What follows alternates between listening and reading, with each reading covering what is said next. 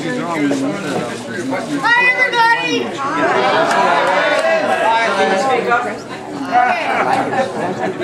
I have another one, too. Right? Okay. I've just been appointed as Associate Research Fellow for the Arthur Maiden Institute for Public Affairs. Oh, woo, woo. And I don't even have any post-secondary, so I can't be certified. But you're certifiable. You're certifiable. Yeah, I'm certifiable. Yes. I'm standing here. Are you bilingual? I'm just going to say you bilingual. Yeah, somebody else say you bilingual. Whoa, tabernacle, not on your boots.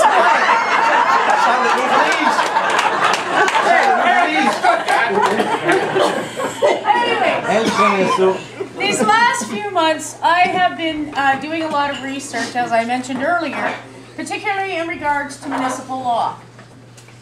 Now, this is going to be a broad statement, and everybody's going to go, say what? Say what? Yeah. But the only thing in the Municipal Act, the only power in the Municipal Act over your private property are property taxes. Yeah? Everybody's going, pardon? Okay. Section 2 of the Municipal Act grants them transparency and accountability and good government. Oh. Wait now, hold on a second here. Hold on. On February the 9th, there was a meeting in Cobden. Now there are 17 municipalities in that area. There were 11 municipalities represented at an Ontario Landowners Association information seminar to assist municipal representatives. You're wondering why. Our elected officials and their staff are being misled.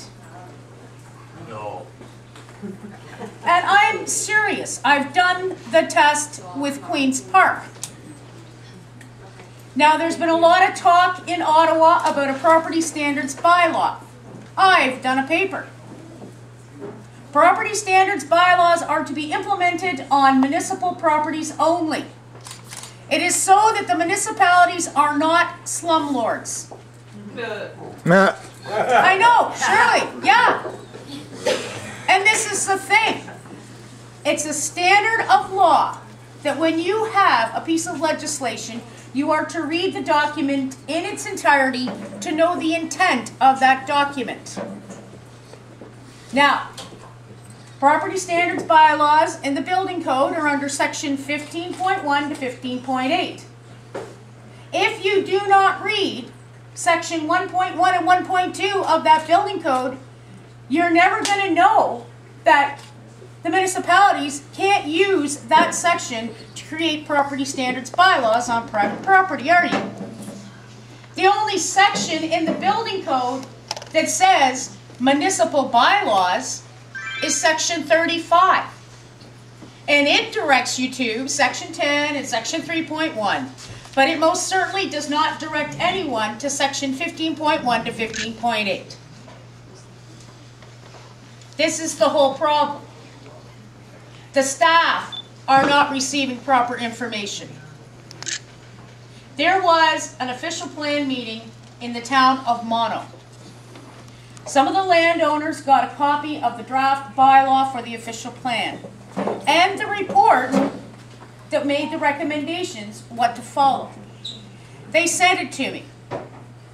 So I went through the bylaw and I went through the report and I found the gaping holes in the report.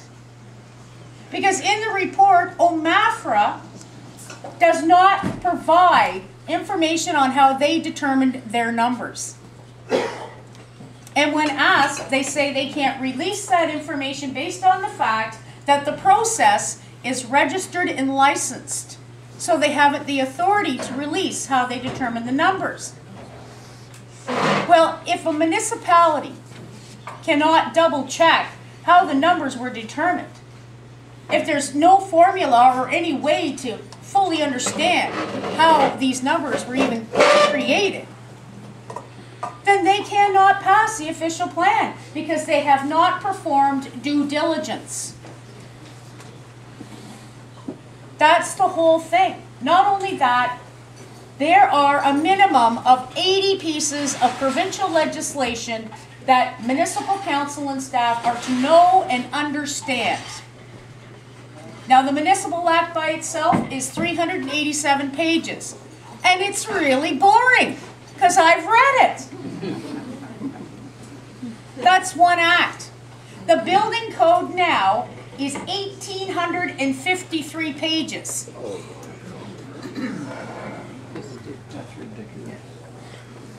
I'm serious. I have read it. Do you want to know what the definition of an outdoor pool is? It is a public pool that is not indoors. That's in the building code.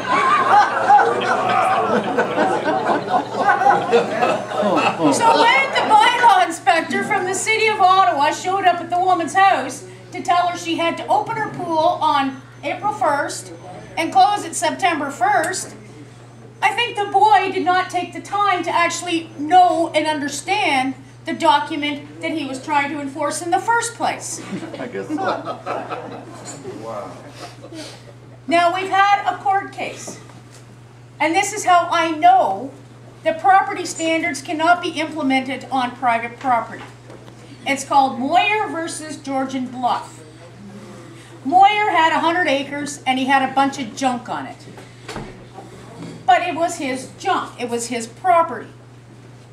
The township told him, well, you need a fence, Jim, because either that or we're taking your stuff. So Jim was very creative, and Jim went to the local businesses and he got a bunch of skids. And he piled them up. That was his privacy fence. Well, they didn't like Jim's fence.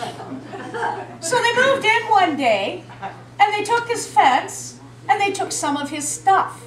His old vehicles off of his 100 acres to the wrecking yard.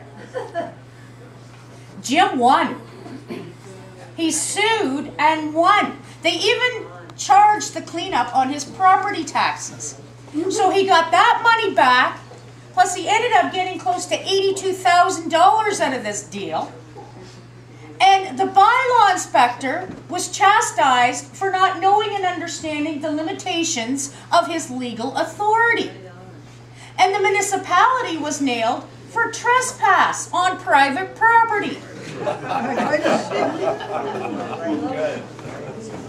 So I think you folks from Ottawa should make sure that Mr. Watson fully understands the Moyer case. And if he does go forward with his property standards bylaw, sue his butt because he is actually enacting it in bad faith. Now, the reason I am so certain about what I am saying is because there are two separate regulations out. One is, I think it's Regulation 599/06. And it says in this document, it has a definition of private person. Now that is, it's splitting hairs, and this is the way legislation works. It's all based on definitions. Throughout the entire Municipal Act, there's all kinds of terms, this person, and this person, and this person. But in one regulation, it has the word private person. So now that they have created that regulation, and if you go to the Legislation Act of 2006, you have to be an individual to be a natural person. So we have private person in this regulation. And then we have another new regulation, which is Regulation 322/12. And community improvement now, all of a sudden, cannot be implemented on private property without the permission of the private property owner. That goes into the Planning Act, but it's done under the Municipal Act. So now you know you have municipal property and you have private property. So what does that tell you? You have private property rights. We already have them, folks. We have to stand up for them. Jim Moyer did it. Now, on your tables is a document from McGill University. Yeah, right. It's one paragraph. It tells you you already have property rights. And you're all wondering, well, what's this got to do with language? I'm getting to that. Okay, great. Don't be ripping my face off yet. Step one, get ahead of me. It's coming. It's coming. In that paragraph, it explains why we do not want property rights in the charter. Because if it goes into the charter, it is subject to the demonstrably democratic, and it is also subject to section 33, the notwithstanding clause. Now, I wasn't going to get into this today, but I am going to get into this, because when I was